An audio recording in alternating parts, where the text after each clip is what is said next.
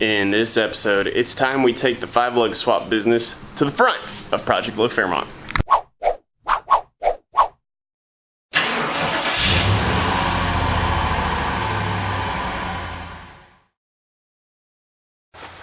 Welcome to the channel. My name's Gary and Tommy. This is Straight Six Fan, where I like to focus on budget-minded, relatable, creative builds, a little something I like to call offbeat hot rodding.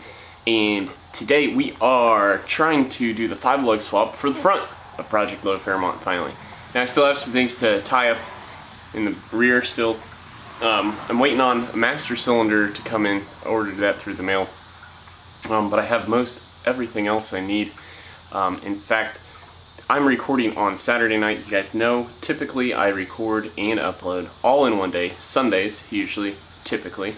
But my wife is at a concert, so I got some extra time tonight. And I think if I get enough work done tonight, I will be showing you guys how I'm going to do the 5-lug swap in the front. I'm going to do it on the passenger side. Then maybe tomorrow, that'll just let me, if I have all my shooting done, I can just work faster tomorrow and get, hopefully, the passenger side done. Regardless, because it is Saturday night and because I do have more than one hobby or interest, watching a little college football while I work. So anyway, we are going to tear into the front. I want to show you guys a couple things of what's going on there, as well as this past week I snuck in a little bit of work, including some disassembly of the front spindle. But I got the new manual adjusting proportioning valve installed late last night.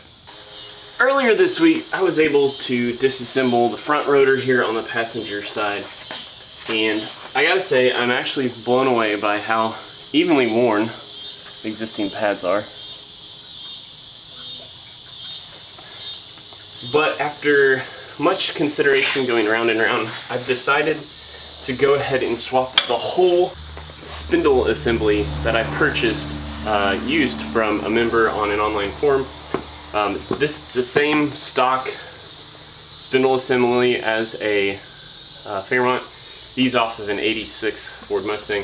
But because he left his whole assembly together, and he had, the reason why he was selling them, so these are Ford Ranger rotors, and that's where I'm getting my 5-lug ability from. And these early, I'm talking like the first generation Rangers, like 1983, with the 2-liter 4-cylinder. The size of the rotor is the exact same size as my stock rotor, 4-lug, and so that's why it's a cheap way to do this. Anyway, he had this installed on his Mustang, but then he found a screaming deal on some SN95 spindles and went ahead and did that upgrade. So if I remember right, he had less than 1,500 miles on this setup. So instead of repacking bearings, I figure it's going to be easier to just swap everything holistically, removing the tie rod, the ball joint, and the strut bolts, and then bolting this up. And so this whole assembly set me back $84. I will be giving you guys a budget update here before the end of the episode, because as well, I have another box of goodies from LMR. I mentioned in the last episode, took advantage of their Labor Day sale, and so I have a stock proportioning valve plug. This was the main thing I needed, but I went ahead and bought new brake hoses because my stock ones are cracked and in really bad shape. Then I forgot how I had brake cables on this setup, but that's okay because the fittings on his are pretty corroded, so nonetheless, it's a good investment. But this whole box set me back a little over $48. So with that, I guess I'll just go ahead and give you the budget update, because on Monday, Labor Day, I was able to sell my stock wheels and tires for $40. Since the last time I did a budget update, we were at $757.29 out of the original $4,000 budget. And after all the things I just told you about, we're down to $665.22. Anyway, it's time to get to work removing this old brake line, getting the old caliper out of the way, and anyway, stop talking. So now the one downside to the spindle setup that I purchased from used, they do not have the splash shield. Now, I've been doing a lot of reading on, you know, do you really need it, do you really not? You know, there are people out there who have run disc brakes without them and have done just fine. So I think that's what I'm going to do. However, I'm going to remove these and keep them for myself. Should I encounter some sort of scenario where I realize, oh, I really need the splash shields, dust shields. So anyway, I'm going to take these off and I'm going to salvage them to myself. But otherwise, for as little as I'm going to run this car, I really don't feel like I'm going to have much issues. Now, however, I do notice on the backside of the rotor spindle assembly I've purchased, they do have some sort of plastic piece that helps seal around the bearing here. So anyway, I feel good about it. 1/2 inch wrench, and that's what you need to take these off. We'll start with the tie rod first. 19mm socket, that's what you need.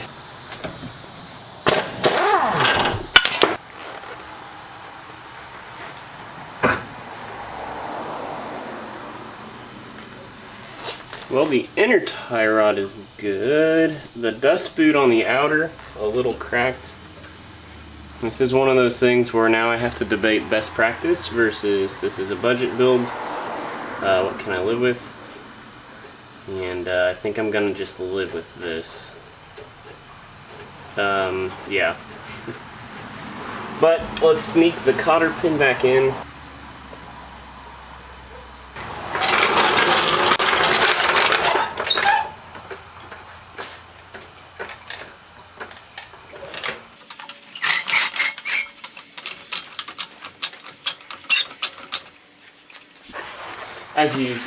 As you saw there, I jacked up the spindle with the jack to basically take weight off of the spring, because as we're going to disconnect this, of course we don't want to send everything flying everywhere. Now I did leave the sway bar end links on, because I think for removing the spindle that was going to be unnecessary, so that's going to help me, of course, hold the spring should my jack give out. But I don't have an impact for 13/16 is what you need on the front.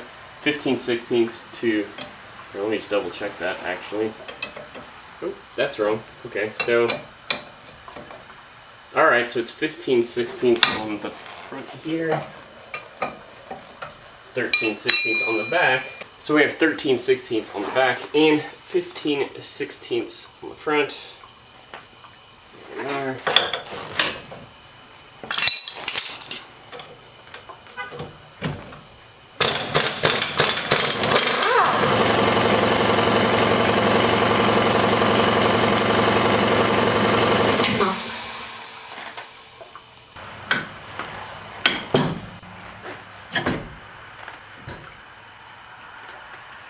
Well, that was easy. The lower ball joint, a 15/16 as well. I need, of course, an extension here, but let's get this off.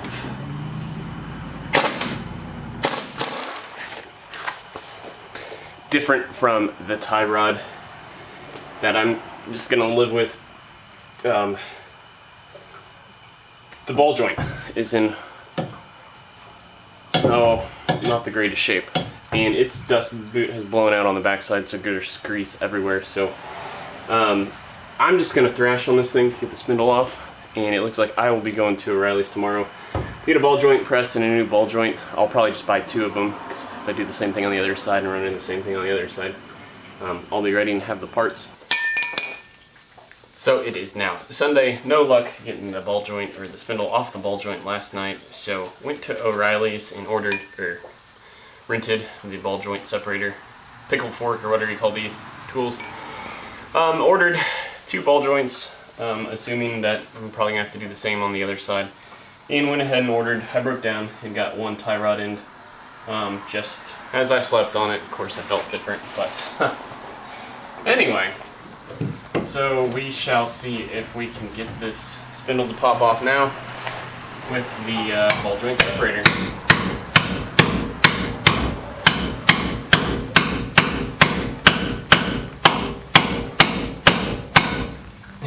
and I'm almost all the way in. This thing doesn't want to budge still. I knew I should have probably run into the tie rod puller or something, but I think at this point I'm probably just, if I can't get this in any further, probably just going to cut the ball joint off, the old ball joint off. Now, of course, the O'Reilly's in town didn't have in stock my ball joints, so I had to order those. They're going to be in at 4, which is usually when I kind of shut down for the day on Sundays. So I'll have to go pick those back up there, but I do have the ball joint press rented, so we'll see. I will probably won't be getting new ball joints in on this episode, but oh well.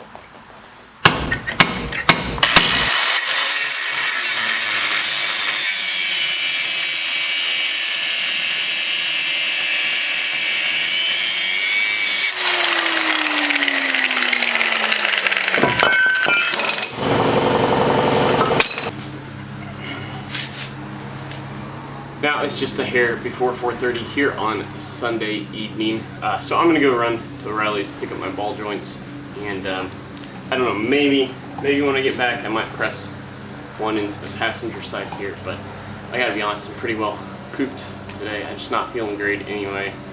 Got a little headache and, you know, an impact wrench in close quarters. Didn't do anything or anybody any favors.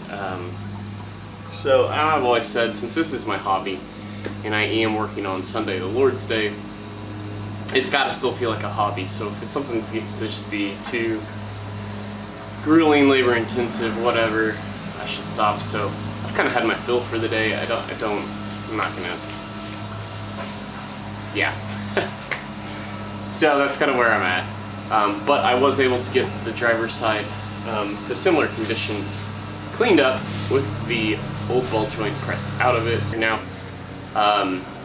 like I said, I broke down, decided to do an outer tie rod end here on the passenger side. On the driver's side, the tie rod end is great, but the inner tie rod is shot. So I'm gonna just live with that. I'm gonna leave that for whoever purchases this car. I can't continue to just hunt down everything that's wrong with it. Otherwise, I'll never make my money back. So that's gonna do it for this episode. Like, comment, or share this episode. Or if this is your first time, consider subscribing to the channel. I don't really care which one you do as long as you do one. But if you want to support my channel a different way, you can pick up a straight 6-fan Pistons tee or 3060s 198T. Link to my Spreadshirt store below. And if you act fast, Monday, September 9th is the final day of my reduced prices on my shirts, so go get you one before 8:30 p.m. Central on Monday night. That'll do it for this episode. Until next time, peace out.